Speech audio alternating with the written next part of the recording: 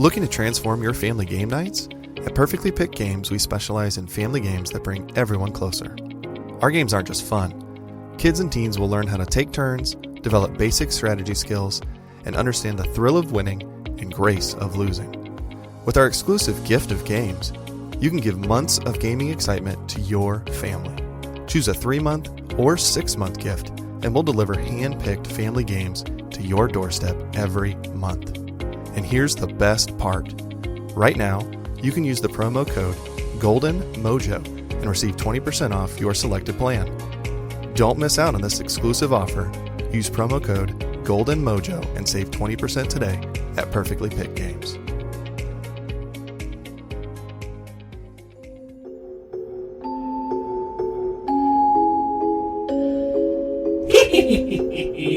Welcome, my little ghouls and goblins, to the United States of Paranormal, where every shadow hides a secret, and every laugh, well, let's just say, it's a little more than sinister. I'm your twisted tour guide.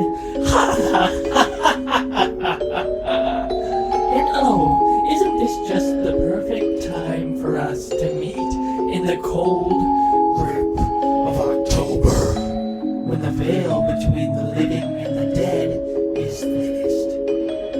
Now sit back, turn off those lights, and join me, if you dare, for the tales that will twist your dreams into nightmares.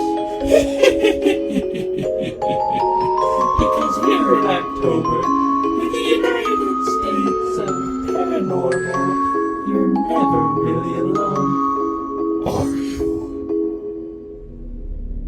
Hello, all of my paranormal freaks out there.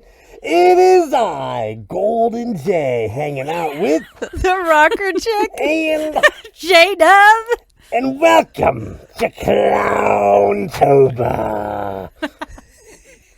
Oh my.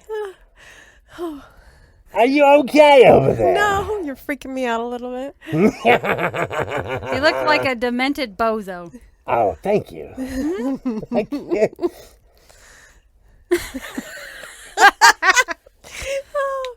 need to watch the video of this, listeners. This is hilarious. You need to be on our Patreon. Just go to patreon.com/Toosop. That was his nose hitting the microphone. It's gotta go. It's gotta go. Nice hair. Oh my God. Yeah, I love the hair, don't you? Golden J as the demented clown. I think it might be time for another haircut, but Yeah. Woo, Yeah. You're back. I am back. Welcome back. Welcome to another installment of Clowntober here on the United States of Paranormal. We hope you guys are enjoying it so far, and we hope you've gotten out to the website, theunitedstatesparanormal.com, and got your Clowntober merchandise. Yeah. It's getting pretty exciting. It's getting... Got some great stuff up there, so go check it out. And as always, if you do not want to hear our banter for the next few minutes, check the show notes where I will have a timestamp for you can get right into this month's Clowntober story. Story.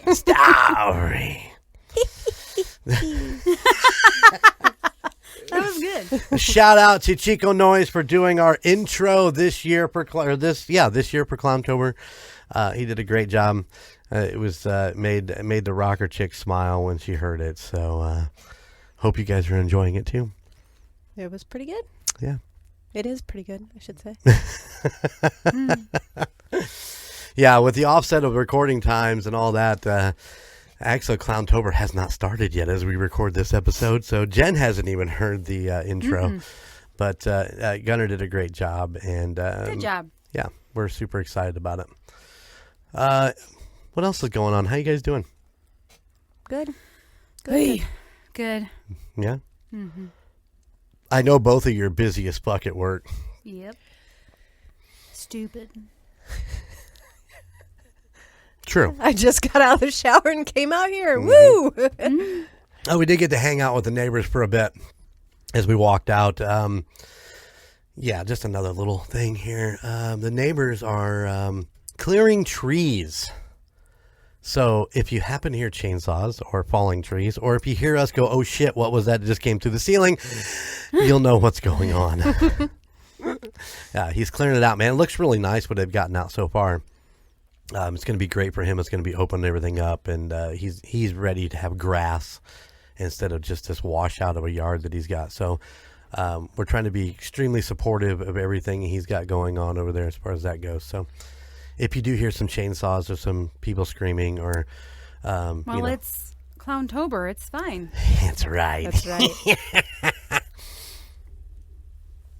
It's going to be awesome. So, you guys are busy. Anything else exciting going on? I'm ready to pick my pumpkins. Oh, shit.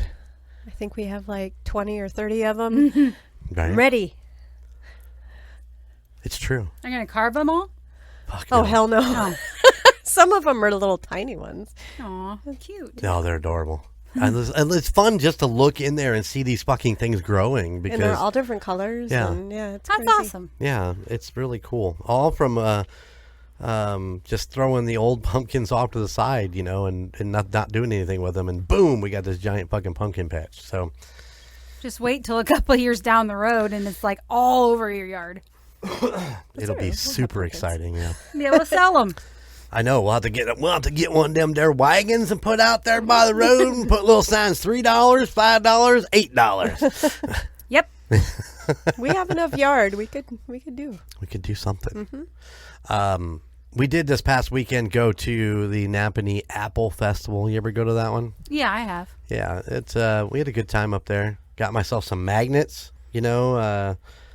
to help with the nerve pain that I seem to keep accumulating in my hands and back. So Does it help? Actually, I was talking to Lindsay about this today, and I've been kind of waiting for it to be like effective. And I think today is the first day when it it doesn't hurt as bad as it normally does. I think it's starting to work itself out. So Nice. I don't fucking know, man. I'd have covered my whole entire body in magnets if I thought that all the little No, I was like, aches and pains. yeah, I was like, Jeremy, you want a necklace too? He's like, yeah. And then I was like, do you want an anklet? And then when I got home, I was like, why's my fucking foot hurt? I should have got an anklet. No, Jace. Just put your bracelet around your ankle for a little bit. I could do that. So people, when he complains, I'll be like, aren't you wearing your damn bracelet? I think I'd go Or back necklace. and go get a couple more. No, I'm wearing them all. I mean, if you're watching the Patreon videos, I'm wearing them. They're simple. They're nothing extravagant, but He says when he walks by things that are metal, he sticks to them. my two-wheel cart, my bucket that sticks to the two-wheel cart. I go to open the dock door, that chain that hangs there. When I pull my hand away, the fucking chain comes with me. Oh, jeez. I was showing that to Lindsay. I said, look at this shit. And she's just laughing her ass off. Oh, my goodness. But hey, that's what we do all day long. We just fucking make fun of each other and see if you can actually get Lindsay to piss her pants. We're getting close. Yep.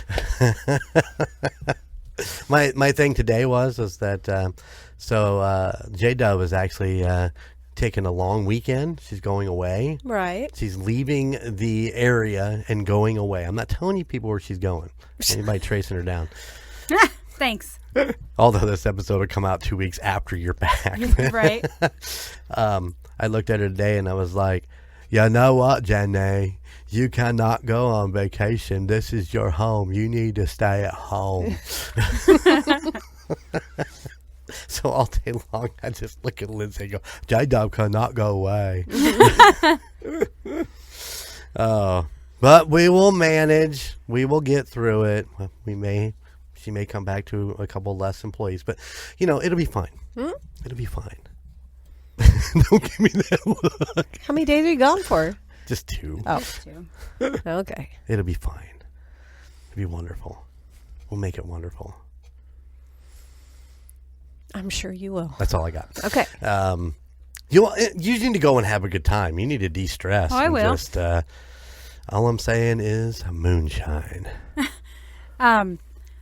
Steve told me, he goes, well, now don't be getting drunk and falling in the river and then never coming back. And I was like, I won't be doing that. Listen, the last time I was at where you're going, me and the rocker chick at 10 a.m. in the morning, completely fucking shit-faced, walking down the middle of the street. Oh, boy. Just saying. It's been a few years. Go to the museum, the Titanic Museum, and put your hands on the cold wall. No, I put my fucking face on the cold wall. I was that shit-faced. I just laid there. I was like, oh, it feels so good. Oh, God. Do I have to walk up those stairs? Fuck that. Oh, I'm going to stay right here. That's funny. That's after drinking Hurricanes at the Hard Rock, though, too. So it was quite the adventure down there. There's a lot of alcohol in that area. So yeah. Well, I'm a professional. I know. I know. Yeah, there is no doubt in my mind. I've seen the professional at work, just sitting on my deck box with a cooler of White Claw beer, and what else was in there? I don't think there was any shots, but No. it gets pretty crazy. I'm just a beer girl. She's just a beer girl. Well, White Claw is not really a beer. Is it? Is it considered a beer or a malt liquor? I don't know. I don't either. I only drink those when I'm getting sick and tired of beer, and then Sean's not drinking them. Oh, there you go. They're there. Yeah, Sean's the White Claw princess there. Yeah, he doesn't. He's on this like health kick journey, been lifting weights, and because he's been scrawny his entire life, and then he got sick, and we found out it was his appendix, and then had that removed, and now he's gaining weight, and he's been working out. So, and White Claw doesn't have like any sugar or any like right on. real. Yeah, so that's just what he likes, Huh. and it's fine. I'm not into the White Claw. I do like the Mike's Hard Freeze. So I tried one of yours the other day when you were over there, and I just didn't do it for me. So Yeah. I don't know why. Is it because there's no sugar and they use the aspartame or whatever? Well, it's like seltzer water too, so Yeah. Yummy. I only like the pineapple one. So. Well, I do have an email. Would you guys like to Yes. hear? Would you like to hear the email? Mm-hmm. All right. Well, we got this email from Tyler, and it is an entitled Squonk. Ha! It says, I've lived in PA for the last 5 years and am an avid hunter. I can contest to hearing what sounds like crying deep in the woods, and I have also found small puddles of bubbly substance while out scouting the area that have a thick canopy. But I have also heard from older generations around me that it was made up to keep people from venturing deep into the forest during war times, to keep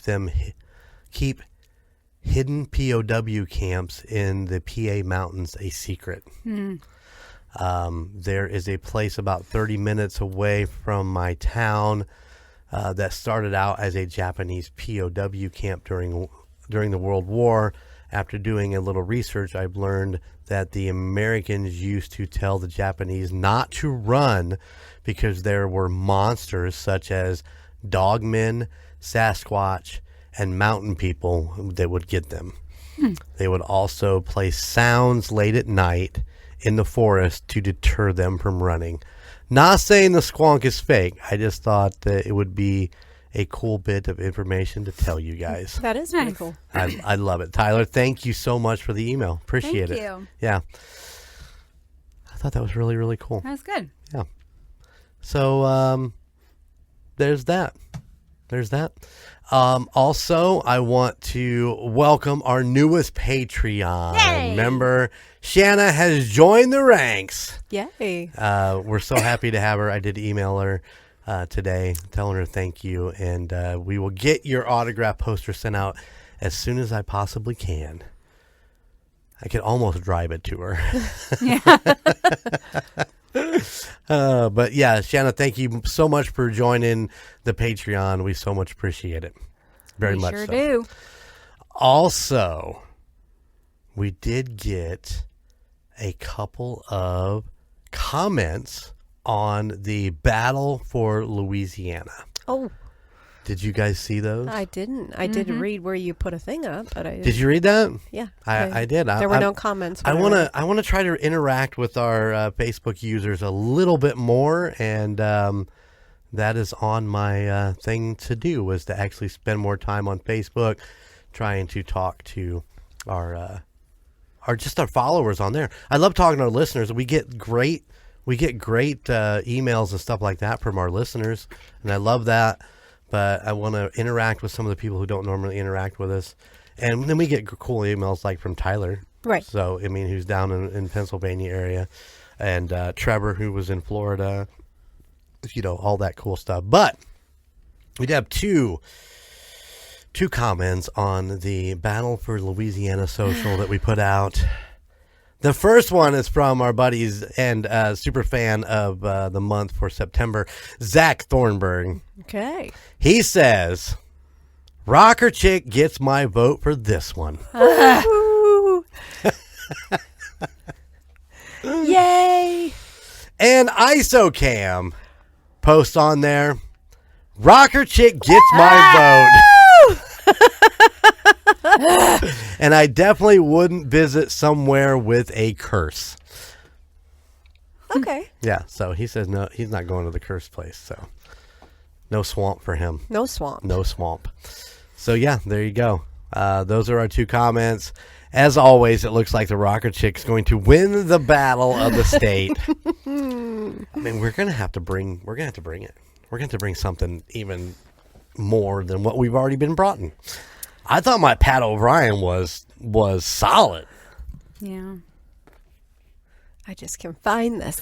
Okay, time out. Ladies and gentlemen, is it because she's fucking sang? Yes. ISO, Zach, is it because she sang? I gotta know. Was that because I'll fucking sing the whole goddamn story to you. I won't. I'll break out my guitar.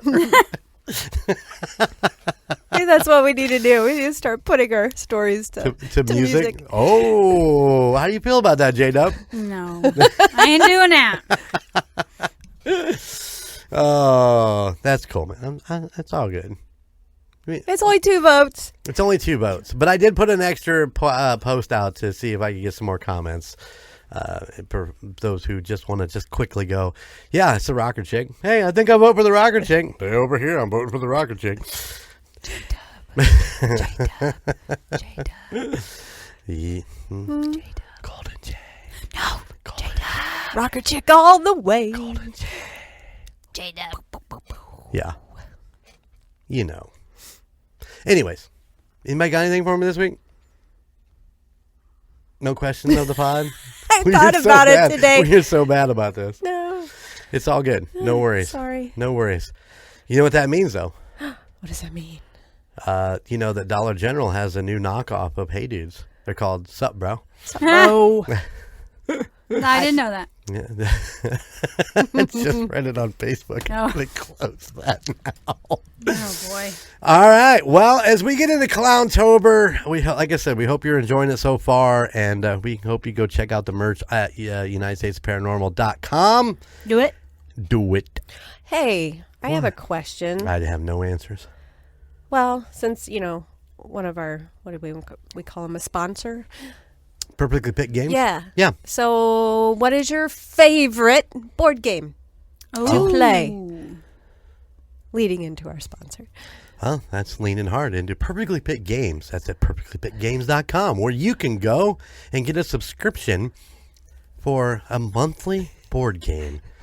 And if you order, when you do your order, if you put in Golden Mojo, you will get a 20% discount. 20%. That's perfectlypickedgames.com. My favorite board game? Mm-hmm.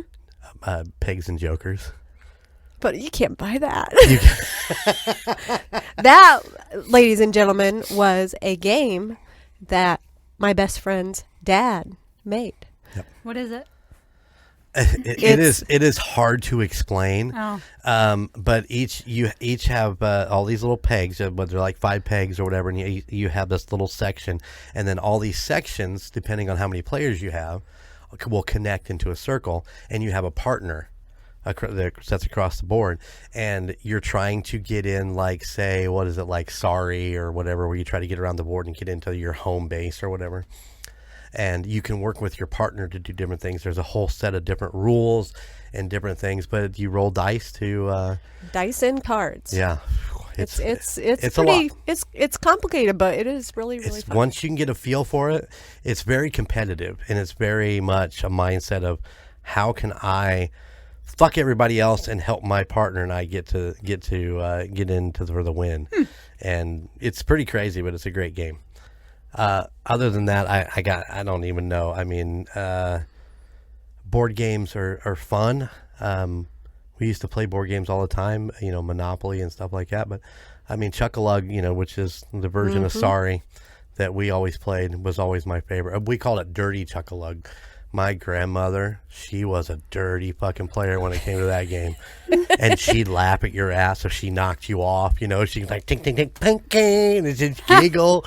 Even after a stroke, when she really couldn't talk, if she could knock you off, she fucking laugh at you. It was great. So that's what I'm going to go with. Kind of the Sorry Chuck-a-Lug type thing. Mine's not really a board game, but the CLR. Is that what it's called? CLR? Yeah, right, left, center. Right, yeah. Right, left, center. Yep. I'm going to tell you ever play that? No.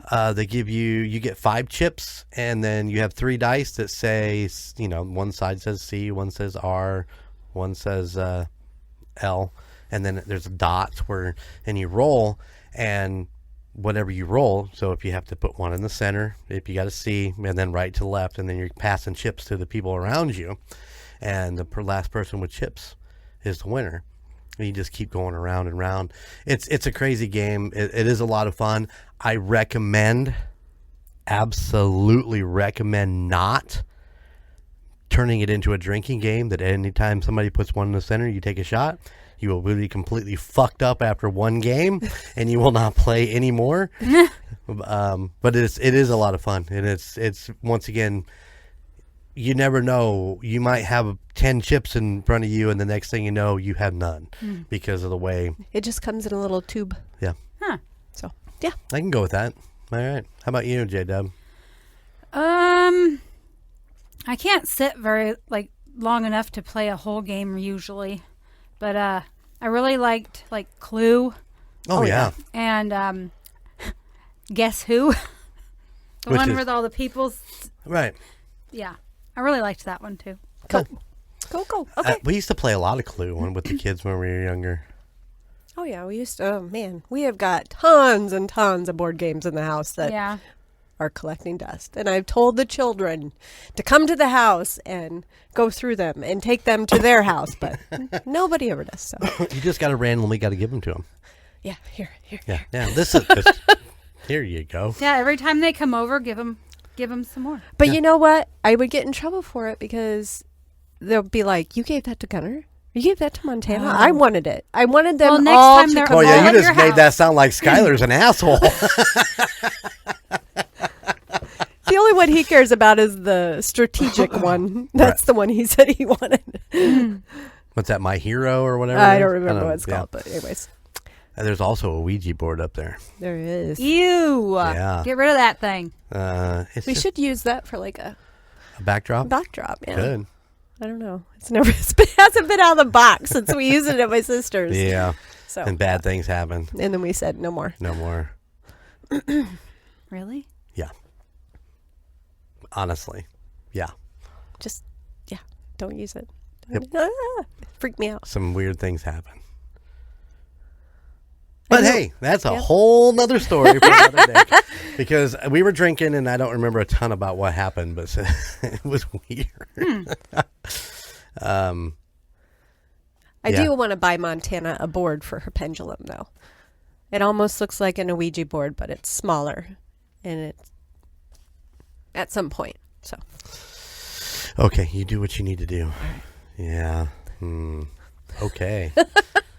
Gonna open up shit in her fucking house that you don't want to open. Anyways, all right. Well, Just get her a bag from Cooper's Crystals. we could do that. Cooper's Crystals. Yep. We're We're just throwing everything out there. Just pop, pop, pop. Pop, pop. Listen, man, Bailey is so fucking easy to work with, and what she puts together was amazing. And I didn't bring anything home. No. And I had it in my pocket. Where did I have it? Yeah, in my pocket. Mine was in my pocket. Jen's was on her wrist. Mm-hmm. I'd tell you to go to coopercrystals.com, but that does not exist anymore. So look her up on Facebook. Just go to Cooper's Crystals and look for Bailey on there. She does, conventions and flea markets and stuff like that. So, but she's also way down south from us. She's in southern Indiana. Right.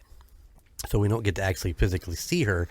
But I've ordered from her a couple times. I love everything that she's ever sent me. Everything is very, very nice. I think I bought some stuff the first time. I brought some stuff for you guys too. They come in. So I got a little skull. Yeah. I can't remember. You get a turtle. Yeah. Turtle. And then of course this round she sent me a couple little extras because she likes me. So. But the protection bags were amazing. So. Yes. All right, go check it out on Facebook, Cooper's Crystals. All right, we've got to get into today's Clowntober story. All right, let's do it. Are you ready, J. Dub? Yes. Are you ready for some crazy clown stories? No, that didn't sound right. Oh, okay, sorry. It sounded like an old man. Yeah, it did.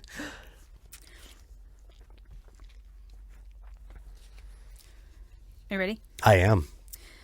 At the turn of the 20th century, many people who were born with unusual conditions joined freak shows in order to make a living.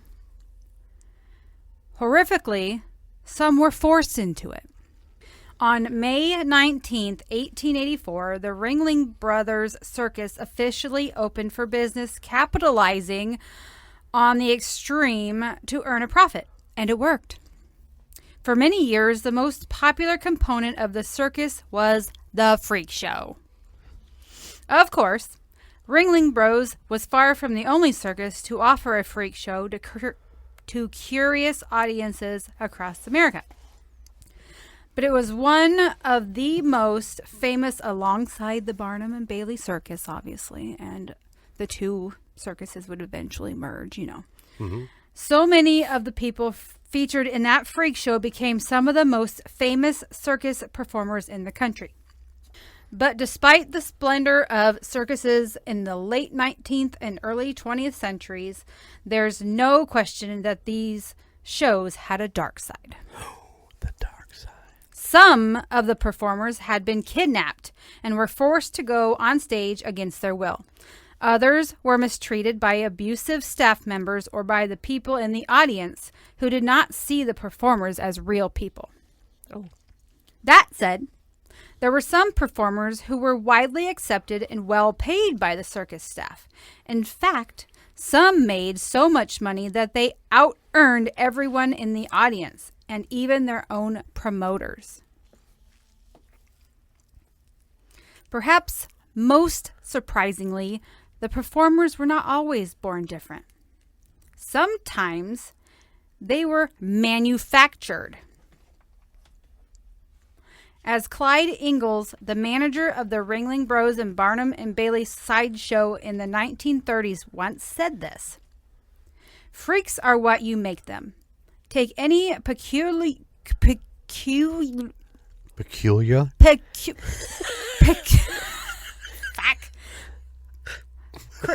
strange-looking person, play up that, strangeness and add a good spiel, and you have a great attraction." It was peculiarity. It was what? Peculiarity. Yeah. Okay. As medicine began to explain the unexplainable, and as some began to question the ethics of freak shows, these performances eventually fell out of fashion. But while they thrived, countless famous performers moved through their ranks. Annie Jones. One of history's most recognized freak show performers, Annie Jones was born in 1865 with her chin already covered in hair. It is still unknown what caused her facial hair, but it was most likely her hirsutism, a condition that leads to coarse hairs in females in a male-like distribution. She began her career at age 1 when she was featured at P.T. Barnum's American Museum. After a successful stint at the museum, Barnum offered Jones' parents a 3-year contract for the girl at $150 per week. Known as the Bearded Girl, Annie Jones had a mustache and sideburns by the time she was 5 years old. And she was so popular with audiences that other circus recruiters wanted to feature her in their shows instead. And some were willing to resort to horrific measures to do so. While under the care of Barnum's appointed nanny, Jones was kidnapped by a New York phrenologist? What the hell's that? I have no idea. I don't either. Who attempted to exhibit Jones in his own sideshow. Luckily, Jones was soon found in upstate New York, but then the kidnapper made a wild claim that the girl was actually his child. Oh. When the matter went to court, Jones quickly ran into the arms of her real parents. The judge called the case closed, and Jones's mom remained close to her daughter for the rest of her career as a performer. As an adult, Jones performed as the Bearded Lady, yes. or the Bearded Woman, and she also began to pursue her own interests, becoming just as well known for her musical skills as her bearded face. In her final years, she began to campaign against the use of the word freak to describe sideshow performers. But she was ultimately unsuccessful, and by the end of her life, she had known no other life than that of a freak. Outside of the circus, Jones was married twice, the second time widowed, before becoming ill during a visit to her mother's home in Brooklyn. There, she passed away from tuberculosis in 1902 at the age of 37. Wow, that long ago, huh? Yeah. You always hear about the bearded lady. Always about the bearded lady, yeah. Jack Earl.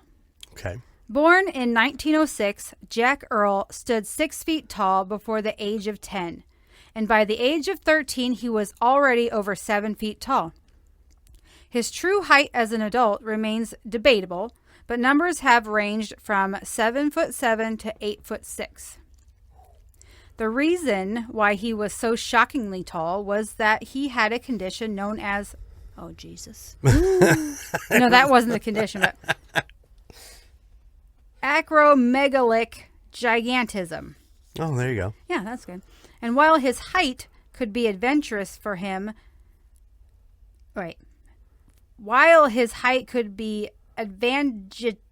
advantageous. Oh my God, these words are fucking hard. Could be an advantage for him. Yes, for him. In some situations, thank you. It was downright dangerous for others. Earl had been a Hollywood actor appearing in films like Hansel and Gretel, Jack and the Beanstalk, before a fall from scaffolding led to major injuries, causing his retirement from the movie industry. Soon after his accident, the Ringling Bros and Barnum and Bailey Circus Freak Show came through town with Jim Tarver as the current traveling giant. Earl was considerably taller than Tarver, and Ringling Bros, seeing an opportunity, offered Earl a 1-year contract with the circus. Years before, Earl had said that he never wanted to do a freak show, but he needed to make a living, so he decided to sign the contract. Earl was initially apprehensive, but on his first day, he was put at ease when a performer with dwarfism named Harry Dahl explained that there were more freaks in the audience than there were in the sideshow. Oh. Mm-hmm. The gentle giant began his Ringling Bros career alongside 2 foot 2 inch tall Major Mite.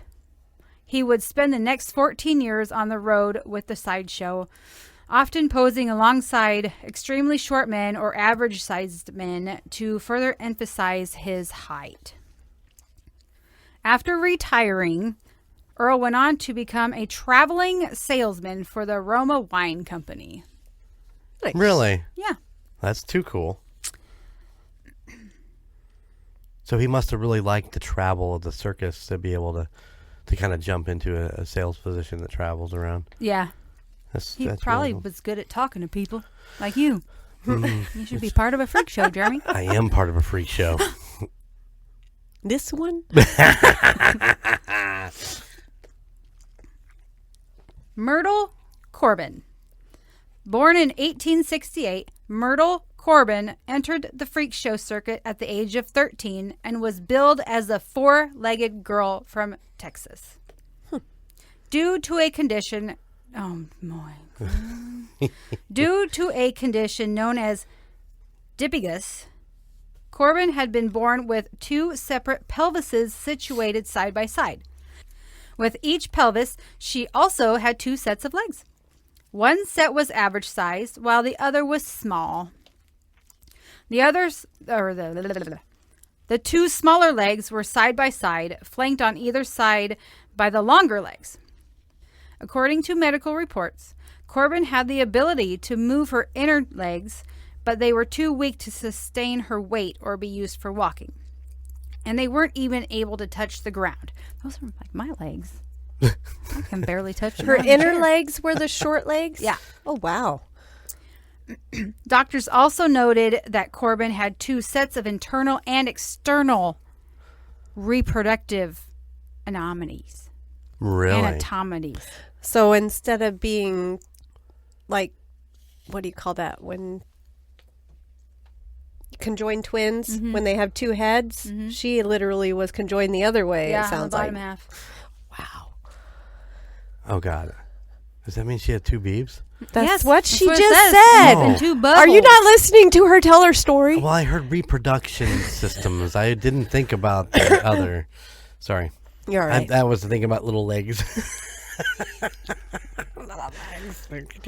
Known for her gentle and happy disposition, Corbin became a very popular sideshow performer, earning up to $450 per week. Damn. Eventually, P.T. Barnum heard about the four-legged girl and decided to hire her for his show, introducing her to an even larger audience across America. Corbin worked for Barnum for about 4 years. During that time, she became so famous that other circuses and freak shows began to feature phony four-legged people in an attempt to replicate her success. Following her successful circus career, Corbin married James Clinton Bicknell at the age of 19. She eventually went on to have 5 children, Wow. living a relatively quiet life in her later years. Sadly, Corbin died of a skin infection just 6 days short of her 60th birthday in 1928. After she was buried, her family covered her casket in concrete out of fear that the grave robbers would steal her corpse. After all, physicians and showmen had offered large sums of money for her body. I bet. But, as they should, her loved ones refused the offers and stood vigil over her grave until the concrete was set. That is really too bad that they have to do that. People want Well, hey, to... but on the flip side, 5 kids and live to the age of 60. I mean, that's a good life for anybody, really, especially back in those days. But Schlitzie, also known as Pinhead. One of the most prolific freak show performers, Schlitzie appeared in most major circuses of the 20th century. Ringling Bros, Barnum and Bailey, and Tom Mix Circus. He was born around 1901 with a condition called, good Lord, microcephaly. I'm not a doctor. I'm not clinical, so don't come at me, people. This condition causes a small brain, skull, and head, as well as an underdeveloped body. Schlitzie, whose real name may have been Simon Metz, spent his early life in foster homes before landing in the circus. There, Schlitzie charmed his fellow performers with his childlike innocence. With the mental capacity of a 3 or 4-year-old, he could only speak in short sentences and phrases.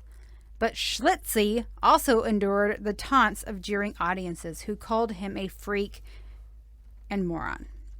But in 1932, Schlitzie got something of a big break when he was cast in the film Freaks. Though the movie was panned by the Hollywood Reporter, called it outrageous onslaught upon the feelings, the senses, the brains, and the stomachs of an audience. It briefly made Schlitzie a star.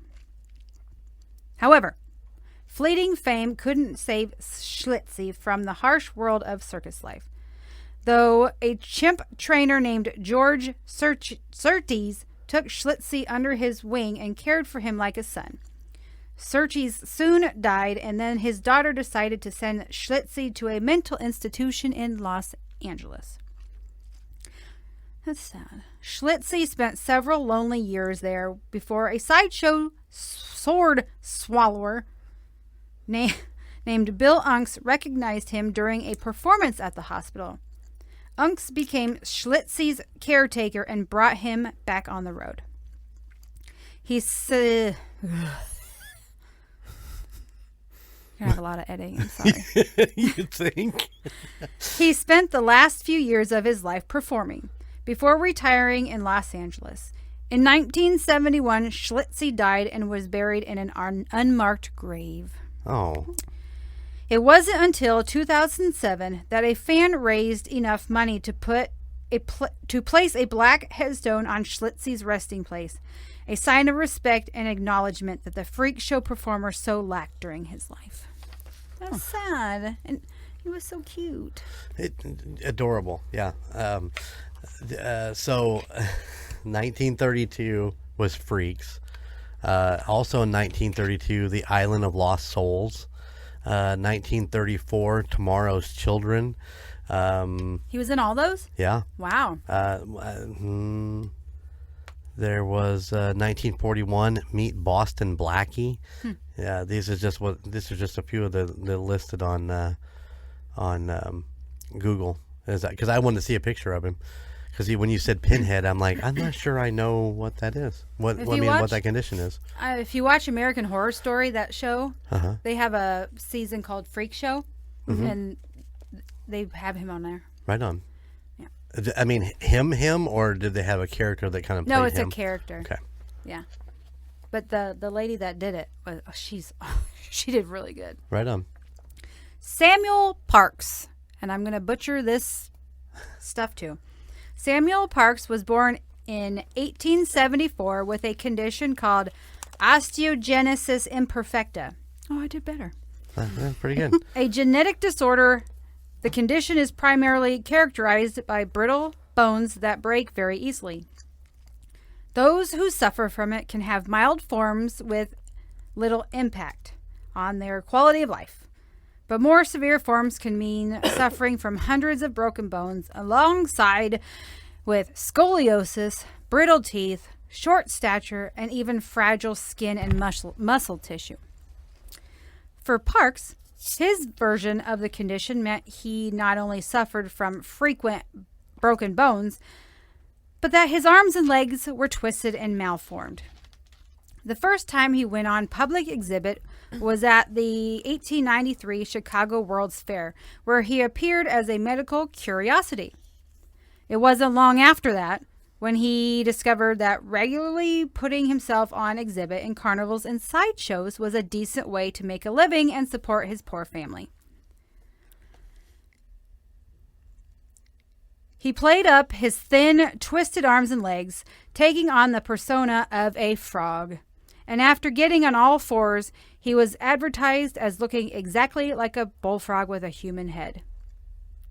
Hence, the Frog Boy. Parks was married twice, but his personal life was marked with tragedy. His first wife died in childbirth, along with their second child. Their first child was a son born without the condition. Several years after her death, he married again to a woman who billed herself as the Connecticut Midget. The Frog Boy and Princess Wee Wee toured for a handful of years as the world's strangest couple before retiring in Texas. Parks died in 1923 when he was 49 years old. Princess Wee Wee. Princess Wee Wee.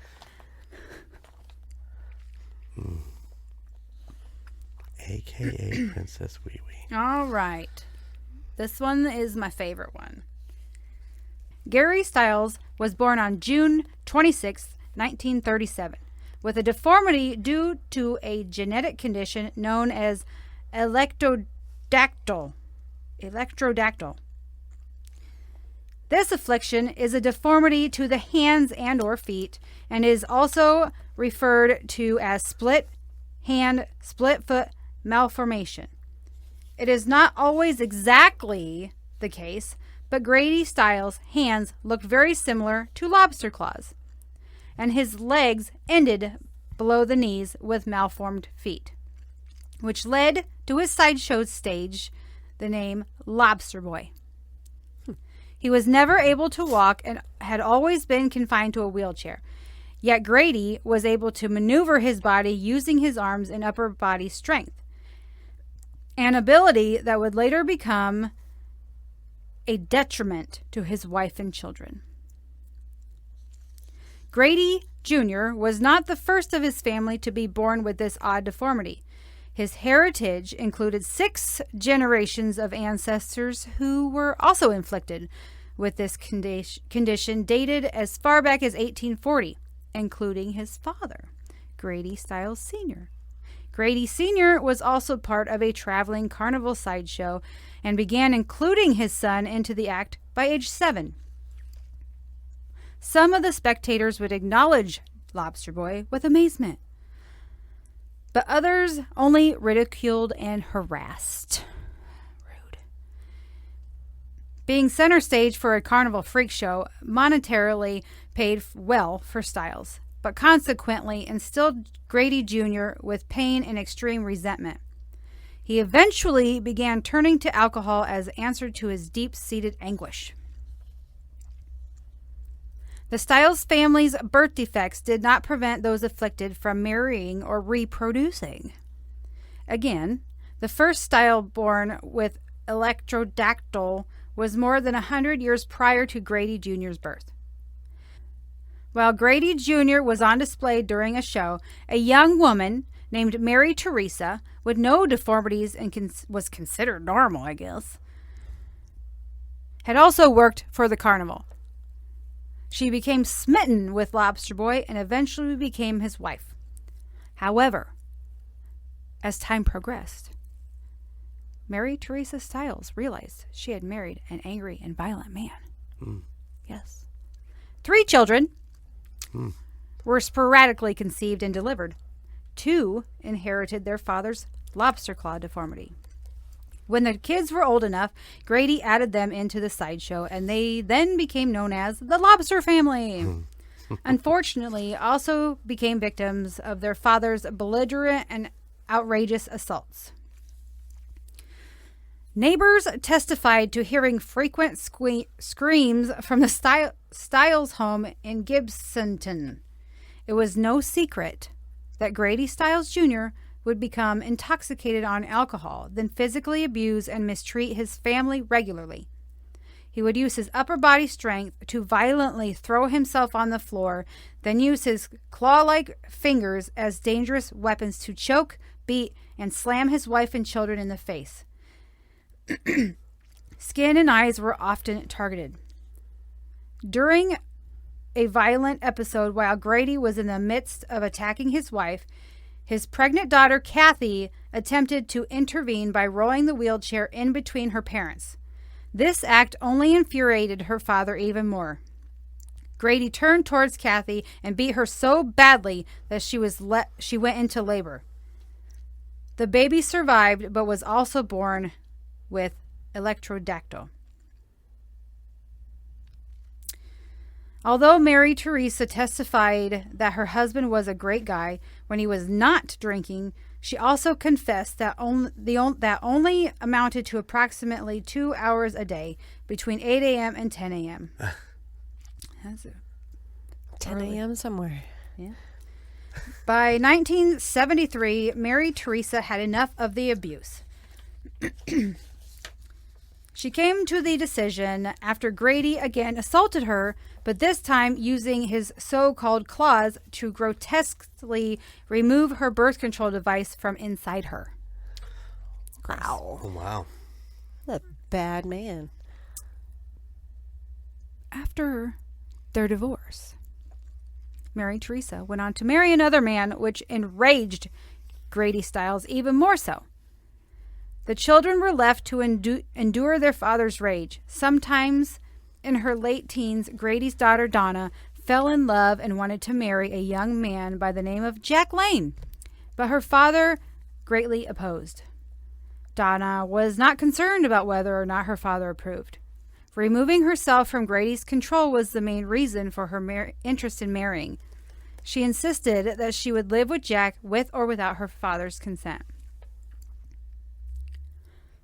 Grady's control over his family was top priority, and he was not about to give that up. He had threatened Donna that he would kill Jack if she didn't let up. It's undocumented, but somehow, the evening before the wedding, it was arranged for Jack to meet with Grady in person to discuss the marriage. Jack had insisted that he and Donna were going to marry with or without her father's permission. Assumptions relayed that Grady had given Donna and Jack some indication that he might approve.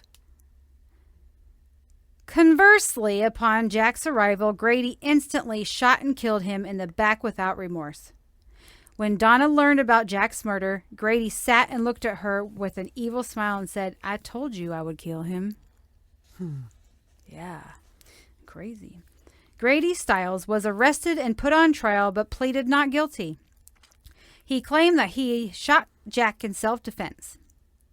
His legal team played on his deformation with poor health from drinking and smoking excessively, and the defendant put on a show. The jury was manipulated into pitying Grady for his long life debilitation, led to believe it was because of his misfit role in society that led Grady to alcoholism and violence. Grady faked tears and remorse. Ugh, what a jerk. The jury bought it, and the final verdict ended in a charge for third-degree murder. Nonetheless, the cold-blooded murderer was released on 15 years of probation. Grady returned home and continued his routine of drinking and acting violently.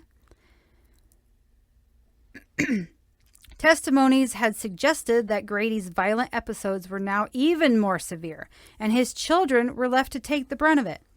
Empathy for her children may have been the reason why Mary Teresa eventually returned and remarried Grady. Oh, why? She was dumb. In 1989, the two reconnected, and supposedly the violence had eased for a while. But before long, the violence was back. During her separation from Grady, Mary Teresa was married to a man named Harry Newman and had given birth to a son, Harry Newman Jr. He, too, had become part of the carnival sideshow but had no deformities. His niche was driving nails and ice picks up his nose with a hammer. Ugh.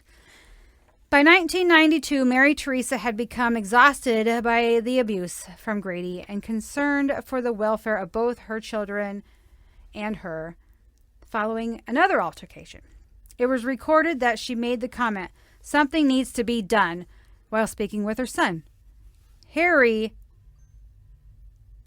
with her son Harry and gave him $1,500 to bring them to a beneficial conclusion. Feeling the need to protect his mother, Harry used the money to pay Chris Wyatt, a 17-year-old neighbor and also a carnival worker, to kill Grady. Chris did not hesitate. He grabbed a gun and headed straight for Grady's trailer. Chris stared into the window and saw Grady watching television in his underwear. With 2 shots in the head, Grady was killed instantly. Christopher Wyatt was convicted of second-degree murder and conspiracy to commit murder in January 1994 for the shooting death of retired carnival sideshow performer Grady Stiles Jr., also known as Lobster Boy. Wyatt was sentenced to 27 years in prison in February 1994.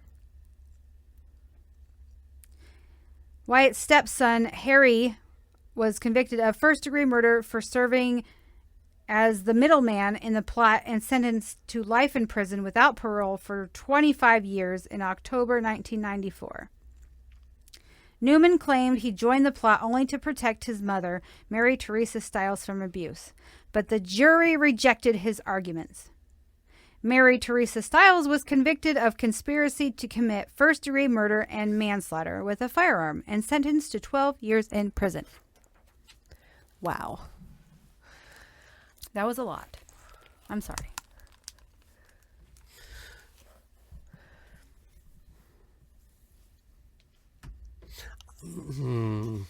I would think that she could have just done the job herself and then pleaded self-defense and physical abuse and probably gotten off with some parole and slap on the hand. Yeah. And now instead 3 of them are going to jail for over a decade apiece. That's crazy. And it was the 90s. You could have thought that they would have figured something way better out than just walking in and shooting him in the head. Mm-hmm. Could have strangled him with his own little lobster claw. Oh, my. Yeah. There you have it. The Lobster Boy was a total dick. Yeah, he was. Listen, a lot of reproduction in that story. A lot of kids, and a lot of them having that same disease. That's, it doesn't look comfortable. No. It's just wheelchairs and fingers that that you're doing this with. Yeah, I feel for them. It would be awful. Yeah, you would think that they wouldn't want their children to have to go through all that like they were going through. Well, a lot of people born with things that run in the family tend not to have children because they don't. Yeah. Yeah, they don't want to pass it on. But yeah, didn't stop him. Don't even want to think about the whole twisting and turning, how that worked out. So, yeah. Anyway, I lied. That was very interesting. It was. I mean, it wasn't like scary or anything, but the freak show. It was freak shows. Yep. Yeah, lots going on there. I'm gonna stop looking at pictures of all that. Pretty crazy. Mm-hmm. Oh wow, yeah. That was yeah. So you hit the majors. I mean, those are the major freak shows. There were a lot more. Yeah. What were, without full stories, can you give us a couple of the other names of some of the other ones that were in there? There was, let me see.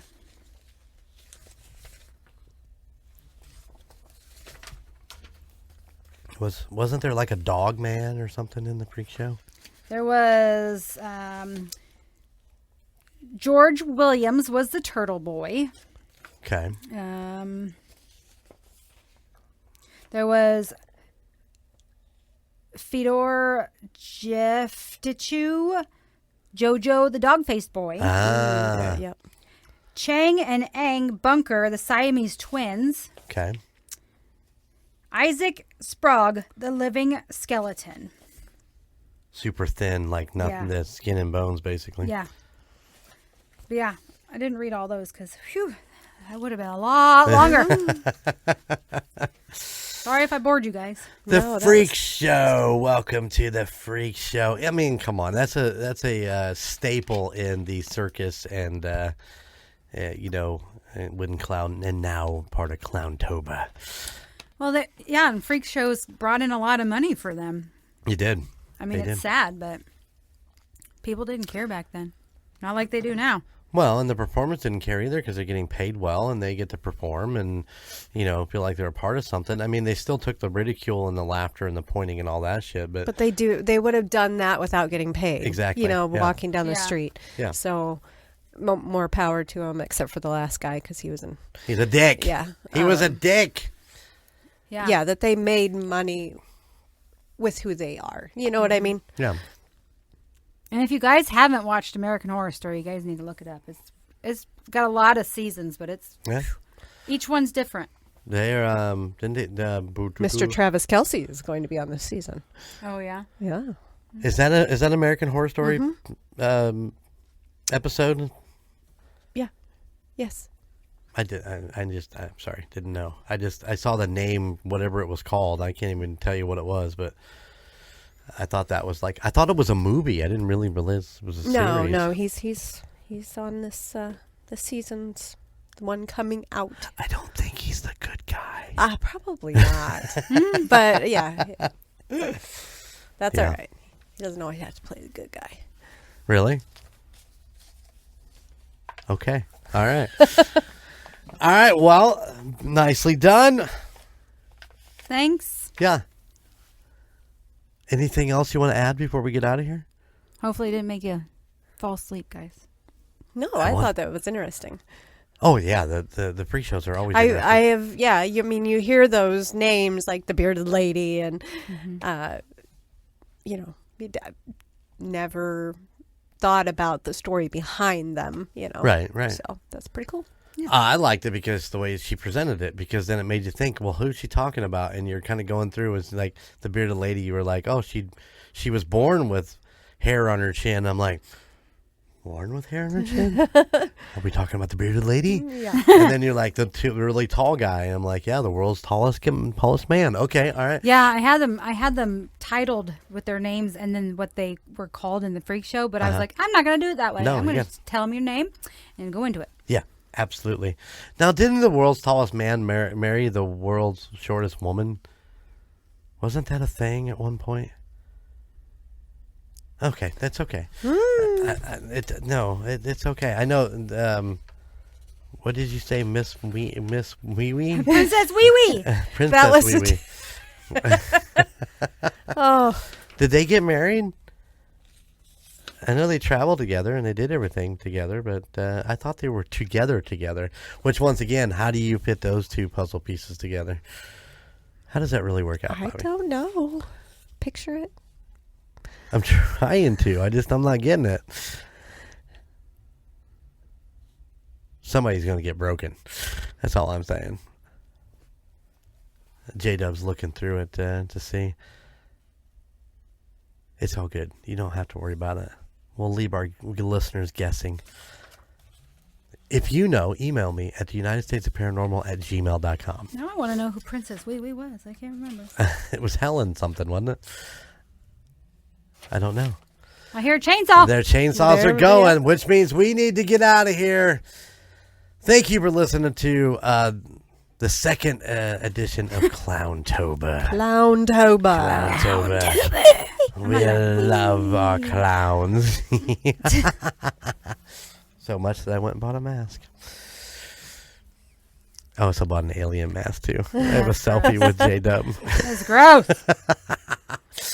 All right, guys. Until next week, when we bring you more clown stories, keep it spooky, and I'll see you on the other side. Bye. Bye. Thank you for listening to the United States of Paranormal podcast. Check us out at theunitedstatesofparanormal.com, where you can find our Spotlight of the Month, Fan of the Month, and all of our amazing merchandise. Or you can find us on social media at Facebook at the United States of Paranormal, Instagram at the United States of Paranormal, and YouTube at the United States of Paranormal 1795. And don't forget, we are now on Patreon. Just go to patreon.com/2sop.